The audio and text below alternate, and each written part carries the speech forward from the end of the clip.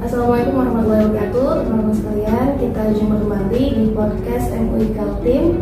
Pada kesempatan kali ini kita dibersamai oleh Ustadzah Farah, Ustadzah Farah Lagiban, beliau PKU 16. Beliau asalnya dari International University of Africa di Sudan. Baik, kita sapa dulu Ustadzah Farah ya. Assalamualaikum Ustadzah. Alhamdulillah. Bagaimana kabarnya Ustadzah? Ya, baik. Alhamdulillah. Sekarang aktivitasnya apa nih Ustadzah?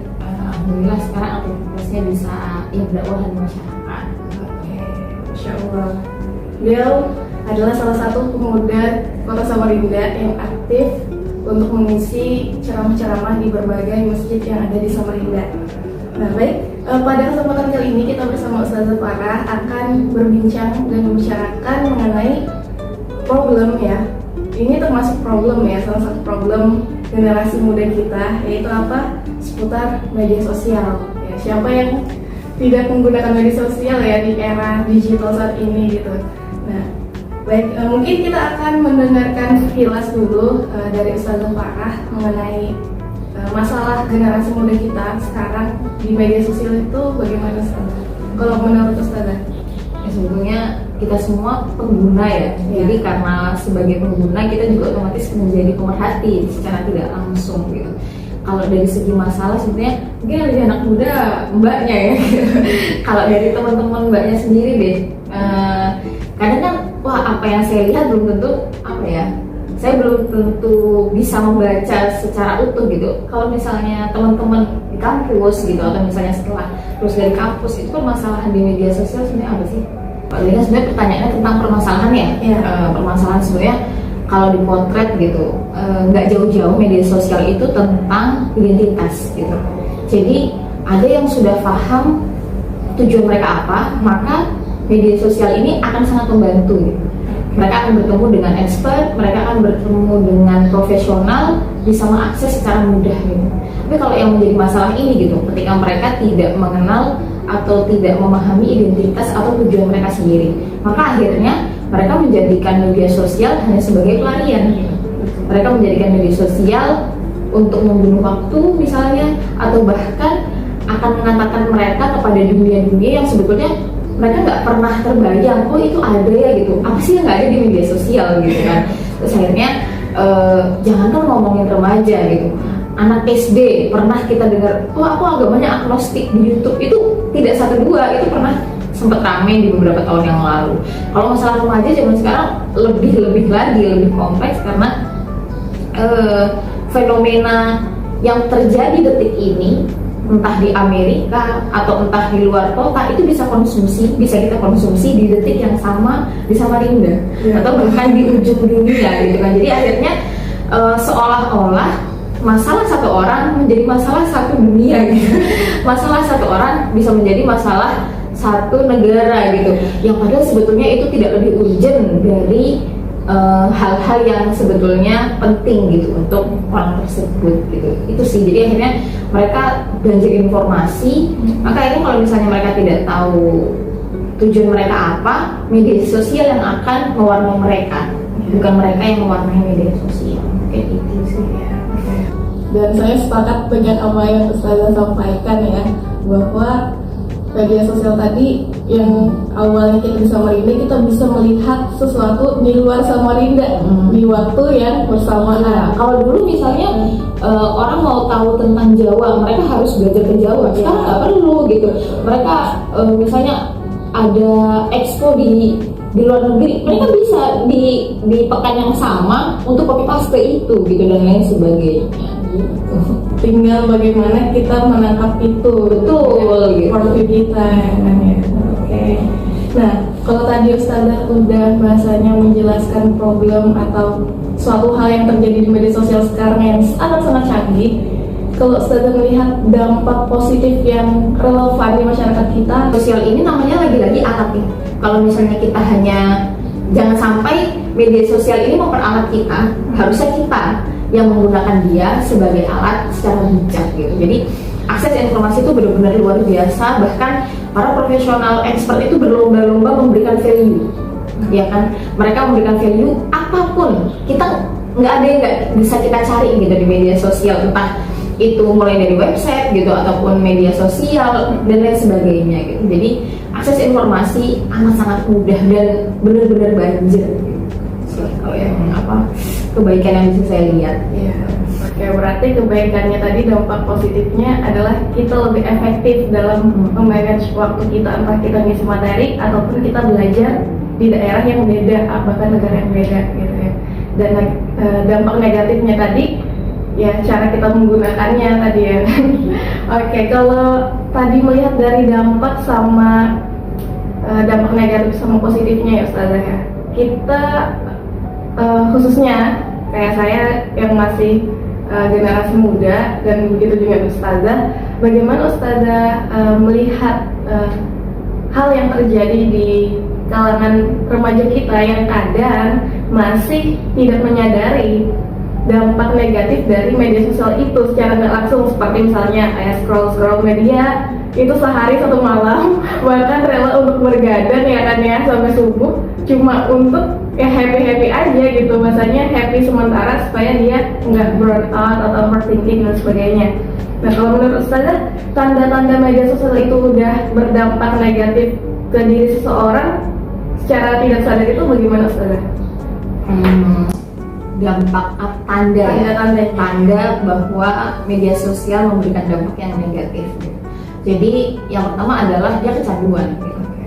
Dia diperalat media sosial, bukan dia menjadikan media sosial sebagai alat atau kendaraan menuju tujuannya. Itu lagi-lagi yang perlu di-highlight gitu. Maka kalau misalnya kita tidak tahu tujuan kita akan menjadi tujuan orang lain. Apa dikira semua konten di media sosial itu tanpa tujuan? Pasti ada tujuannya gitu. Entah itu menanamkan nilai atau entah itu sekedar mencari konsumen. Nah, kita tanpa sadar terus-terusan hanya menjadi konsumen. Mending kalau value yang kita tonton itu bermanfaat dan sesuai dengan tujuan kita. Lah kalau enggak gitu. Jadi kan akhirnya kita hanya menjadi tujuan orang lain gitu. Jadi tandanya adalah ketika dia kecanduan. Kapan seseorang kecanduan? Ketika dia tidak bisa berhenti untuk membuka itu gitu. Lagi butuh buka, nggak butuh pun buka gitu. Bahkan kita seringkali baca buku 5 menit ngantuk gitu, scroll 5 jam, loh kok tiba-tiba udah 5 jam gitu kan ya. Mau sholat duha nggak jadi gitu, mau ngerjain skripsi nggak jadi gitu, mau ngerjain tugas nggak jadi gitu. Lagi-lagi media sosial. Dan tanda buruk lainnya adalah berkaitan masalah identitas gitu. Jadi ketika media sosial membentuk dirinya tetapi tidak sesuai lagi dengan tujuannya. Kalau kita ngomongin tujuan, otomatis kita sebagai muslim ya, tujuan kita itu tentu hal-hal yang baik gitu, tapi bukan sekedar hal baik, juga hal-hal yang benar gitu. Maka jangan sampai standar, kan sekarang lagi-lagi pernikahan standar TikTok, pasangan standar IG gitu kan, terus kayak apapun deh gitu, misalnya keren standar IG gitu. Akhirnya ketika itu mulai dilakukan oleh seseorang gitu, dia tidak akan pernah puas. Kalau tadi mbaknya bilang dia beralasan agar tidak burn out ataupun tidak overthinking, akhirnya mereka membuka media sosial. Padahal overkonsum gitu kan dari media sosial sendiri itu akan malah berdampak. Dia burn out dan dia overthinking gitu. Dia merasa bahwa setiap apapun nikmat yang Allah titipkan ke dia, akhirnya kok pencapaiannya nggak sebanyak orang ini ya gitu. Orang-orang itu terbiasa melihat sesuatu yang instan di media sosial itu, mau nggak mau hanya hal-hal indah yang di capture, iya kan gitu. Kita nggak bisa melihat 100% kehidupan seseorang karena namanya media sosial, mereka hanya meng-capture sesuatu yang menyenangkan. Nah, itu salah satu hal buruknya adalah kita terbiasa memimpikan hasil tanpa melihat proses seseorang gitu. Kita kayak pengen flexing, apalagi sekarang flexing ya gitu. Oke, bukan cuma sekedar flexing kekayaan, flexing. Oke, kalau misalnya flexing kebaikan nggak apa-apa ya gitu. Tapi kalau misalnya hanya sekedar itu tadi, ketika seseorang hanya berpikir instan, hanya berpikir pendek gitu, maka dia akan melihat, aku pengennya kayak dia. Salah satu riset itu mengatakan bahwa kefokusan, tingkat fokus setiap orang yang ada di zaman digital ini, baik anak kecil maupun orang dewasa, menjadi sangat menurun. Kenapa? Karena kita terbiasa disuguhkan dengan sesuatu yang cepat. Sesuatu yang cepat itu kita bisa menentukan, ini kalau foto hanya melihat setengah detik gitu, nggak bagus scroll. Tapi kalau misalnya reels gitu kan, atau misalnya video lah gitu, video pendek, itu tiga detik pertama, makanya kita pernah denger hook gitu ya. Kalau misalnya 3 detik pertama ini bagi kita nggak entertain kita, nggak menarik, kita akan scroll gitu. Maka akhirnya itu yang membuat kita terbiasa dengan sesuatu yang instan, bahkan berimbas dalam kehidupan kita gitu. Kita jadi lebih mudah. Sebetulnya ini banyak ya penelitiannya gitu. Harusnya kita tampilkan datanya gitu. Jadi itu hanya beberapa bentuk efek negatif gitu. Kalau misalnya kita ngomongin per umur lebih parah lagi, saya ketemu ibu-ibu misalnya, yang kebetulan saya sering mengisinya ke ibu-ibu ya, atau enggak ke guru-guru gitu, dan beberapa anak-anak mahasiswa gitu. Terutama ibu-ibu ini mengeluh, gimana anak saya kecanduan gadget gitu.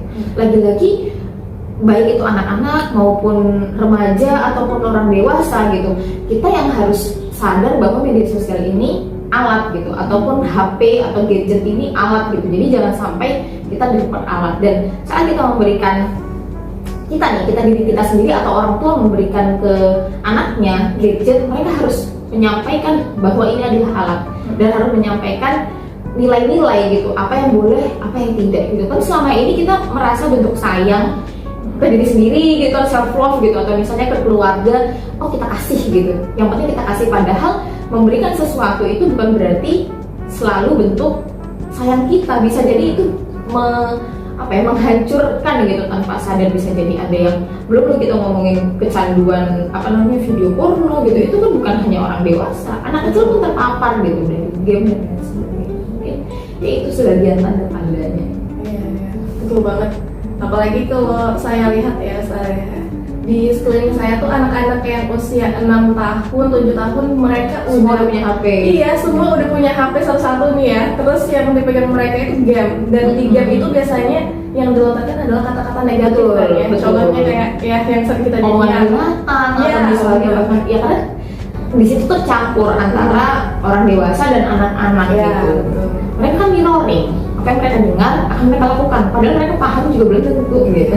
Dan mungkin ini ya, orang tua itu harus memiliki peran lebih penting, apalagi di era digital ini ya Ustazah ya. Apalagi anak-anak yang usia 1 tahun itu jangan sampai terpapar lebih dulu nih dengan media sosial, karena kalau dia udah bisa scroll, wah berabe mamanya.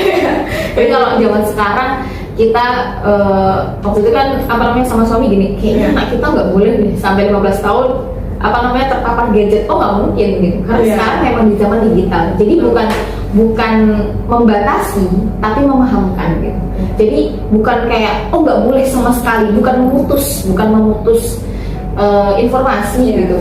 Karena memang mereka lahir di dunia digital, nggak bisa dipungkiri gitu. Bahkan akses di sekolah pun pembelajaran sekarang sudah banyak yang menggunakan sistem digital gitu. Nah, jadi kalau kita tidak tidak memberikan mereka akses untuk media sosial, nggak bisa juga gitu. Maka yang perlu kita pahamkan, yang perlu kita lakukan adalah memberikan pemahaman tentang nilai, apa yang boleh, apa yang tidak, beserta alasannya, bukan sekedar melarang gitu atau menyuruh gitu. Oke, berarti peran orang tua di sini di era digital ini boleh aja anak itu diberikan media sosial, tapi tetap didampingi. Bahkan anak remajanya sekalipun gitu, bahkan anak kuliahan tuh mereka merasa kayak hidupku gitu. Aku sudah besar, apalagi sudah bisa cari duit sendiri. Mungkin ada sepatah dua patah dari Ustazah Farah untuk closing statement kita hari ini. Oke, kita bahas media sosial. Namanya media sosial, kita harus ingat bahwa itu adalah alat. Maka kita sebagai pengguna harus menggunakannya secara bijak, karena alat itu tergantung siapa yang menggunakan. Sama seperti pisau bisa digunakan untuk membunuh, bisa juga untuk memasak gitu. Jadi kita tidak bisa mengatakan bahwa media sosial buruk atau media sosial baik, tapi bagaimana media sosial itu digunakan. Maka yang perlu kita ingat adalah jangan sampai media sosial memperalat kita, tapi kita harus menjadikan media sosial sebagai alat yang bijak untuk mencapai tujuan-tujuan kita. Mungkin Alhamdulillah ya, sangat ngena ya kata-kata beliau tadi bahwa media sosial itu sebagai alat, bukan kita yang diperalat oleh media sosial. Baik, kami ucapkan terima kasih Ustazah Farah atas waktunya dan kesempatannya hari ini sudah sharing-sharing kepada teman-teman kita. Semoga apa yang disampaikan bermanfaat untuk kita semua. Akhir kala, wassalamualaikum warahmatullahi wabarakatuh.